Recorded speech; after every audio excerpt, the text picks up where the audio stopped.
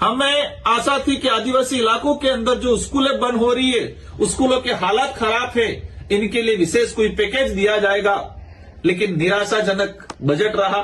आज निजीकरण में आदिवासी दलित पिछड़ों को अवसर नहीं मिला गया है और स्टार्टअप के अंदर ऐसे नियम शर्तें लगाए गए हैं कि एक पहाड़ी इलाके का, एक रेगिस्तानी इलाके का, एक जंगल फॉरेस्ट इलाके का, गरीब इलाके का आदिवासी दलित पिछड़ा ओबीसी का व्यक्ति युवा अपना स्टार्टअप नहीं खोल सकता है। बैंक भी उस व्यक्ति की स्थिति को देख के उसके बजट भाषण की कॉपी में हम देख रहे हैं कि इस देश का आदिवासी मूल बीज, जो आदिवासी आज एक हाशिए पे खड़ा है, इसका कहीं पर भी कहीं उल्लेख नहीं है।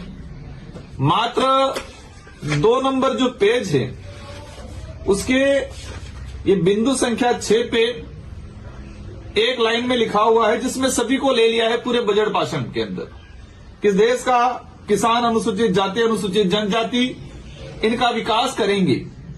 लेकिन क्या विकास करेंगे, इनको मुख्य धारा में कैसे लाएंगे, इनके लिए विशेष बजट का प्रावधान क्या किया जाएगा, कहीं कोई उल्लेख नहीं मिलेगा।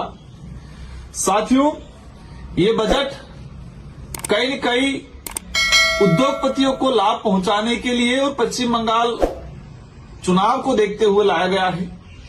ये हर बार होता गया है कि चुनावी बजट, जो देश का अर्थव्यवस्था, देश के विकास को लेकर, देश के भविष्य को लेकर जो बजट पारित होने हैं, वो पिछले कुछ समय से हम देख रहे हैं कि चुनावी बजट हो गया है। पिछला बजट बिहार चुनाव को देखते हुए लाया गया था और ये बजट पश्चिम बंगाल चुनाव को लेकर लाया गया, ऐसा आभास होता है। भारत देश के आम व्यक्ति की आकांक्षा और उनकी भावनाओं को दरकिनार करके लाया गया बजट आभास होता है। इस बजट को रील बजट भी कह सकते हैं, और रील बजट इसलिए कह सकते हैं कि हम कहते हैं कि किसी भी व्यक्ति, किसी भी समाज या किसी भी देश का उद्धार एक गुणवत्तायुक्त शिक्षा से ही हो सकता है। लेकिन इस बजट में देश की गुणवत्तायुक्त शिक्षा के लिए कहीं कोई प्रावधान नहीं है। लेकिन देश के हमारे प्रधानमंत्री जी कह रहे थे देश के युवाओं को आप रील बनाओ और पैसा कमाओ, और ये इस बजट में देखने को मिला है। हम देख रहे हैं पेज नंबर 17 बिंदु संख्या 60, जिसपे गेमिंग स्टार्टअप रील बनाने को लेके 10,000 करोड़ का प्रावधान किया गया। इस बजट में है कि बम्बई एक यूनिवर्सिटी है, इसको 15,000 विद्यालय में रील कैसे बनाएंगे, गेमिंग स्टार्टअप कैसे करेंगे। तो देश के अंदर 15,000 विद्यालयों में रील बनाने की ट्रेनिंग दी जाएगी कि युवा कैसे रील बनाए, कैसे गेमिंग करे। आज हम सब देख रहे हैं कि हमारे देश के युवा रील के चक्कर में आत्महत्या कर रहे हैं, गेमिंग के चक्कर में आत्महत्या कर रहे हैं, कई एक्सीडेंट, हादसे के शिकार हो रहे हैं। और इस बजट को रील बजट बना दिया गया। इस बजट में गुणवत्तायुक्त शिक्षा, कौशल विकास, आज चाइना है, जापान है, वो वहां के युवा इलेक्ट्रिकल चीजें बना रहे हैं, अलग अलग आइटम बना रहे हैं, और हमारे देश के प्रधानमंत्री जी और केंद्र सरकार, डबल इंजन की सरकार, हमारे देश के युवाओं को रील बनाने की ट्रेनिंग देगी और कह रहे हैं कि 15,000 स्कूलों के अंदर रील कैसे बनाएंगे वो सिखाएंगे, वो स्टार्टअप लगाएंगे। 500 महाविद्यालयों के अंदर रील बनाने का गेम्स स्टार्टअप कैसे शुरू किया जाएगा, उसको लेकर ट्रेनिंग दी जाएगी। और इस तरह से इस बजट को लाया गया है।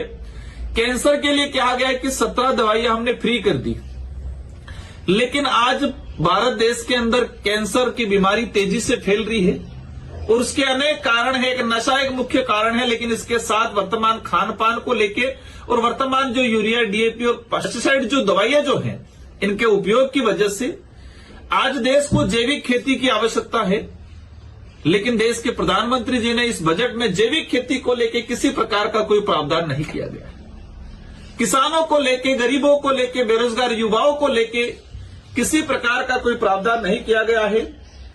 एक औद्योगिक कॉरिडोर, मतलब कहा गया है कि मालवाहक कॉरिडोर बनाएंगे। किस देश में खनिज कहां है, खनिज को सुलभ तरीके से कैसे निकाला जाएगा, निकाल के कैसे परिवहन किया जाएगा, इस पे फोकस किया गया है। मतलब देश को जरूरत है गुणवत्ता युक्त एजुकेशन की, देश को जरूरत है अच्छे स्वास्थ्य सुविधाओं की, देश को जरूरत है पढ़े लिखे युवाओं को रोजगार की, देश को जरूरत है आम जो गरीब तबके का व्यक्ति है उसको मूलभूत सुविधा मिले। इस बजट के एक पन्ने पे लिखा गया है कि हमने पिछले एक दशक के अंदर 25 करोड़ लोगों को गरीबी रेखा से बाहर निकाला। आप धरातल की स्थिति देख सकते हो। डबल इंजन की सरकार दावा कर रही है कि हमने 25 करोड़ लोगों को गरीबी रेखा से बाहर निकाला, मतलब गरीबों से उनको अमीर बनाया, मध्यम कैटेगरी में लाए। मेरे देश के युवा साथी, देश की आम जनता, आप देख रहे हो आपके आसपास क्या कोई एक लोग दो लोग भी गरीबी रेखा से बाहर आए?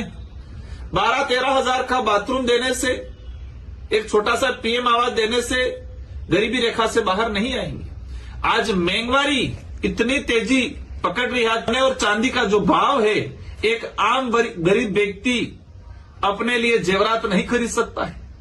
मैं आपको याद दिलाना चाहूंगा, जब लोकसभा चुनाव हो रहे थे और लोकसभा चुनाव में बांसवाड़ा लोकसभा क्षेत्र से प्रधानमंत्री जी मोदी जी की सभा हुई थी और उन्होंने अपने भाषण में कहा था कि मंगलसूत्र चुराने वाले लोग हम पे और इंडिया गठबंधन पे आरोप लगाया था।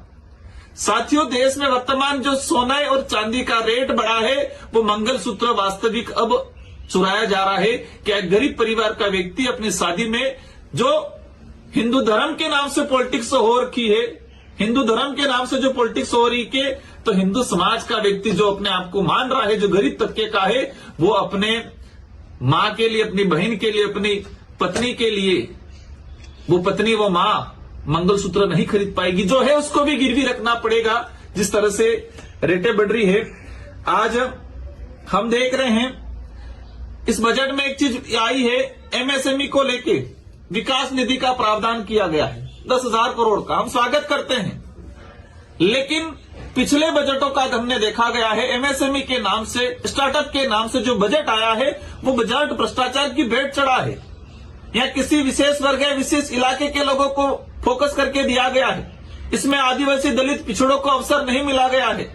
और स्टार्टअप के अंदर ऐसे नियम शर्तें लगाए गए हैं कि एक पहाड़ी इलाके का, एक रेगिस्तानी इलाके का, एक जंगल फॉरेस्ट इलाके का, गरीब इलाके का, आदिवासी, दलित, पिछड़ा, ओबीसी का व्यक्ति, युवा अपना स्टार्टअप नहीं खोल सकता है। बैंक भी उस व्यक्ति की स्थिति को देख के, बैकग्राउंड को देख के देने का, लोन देने का काम करती है।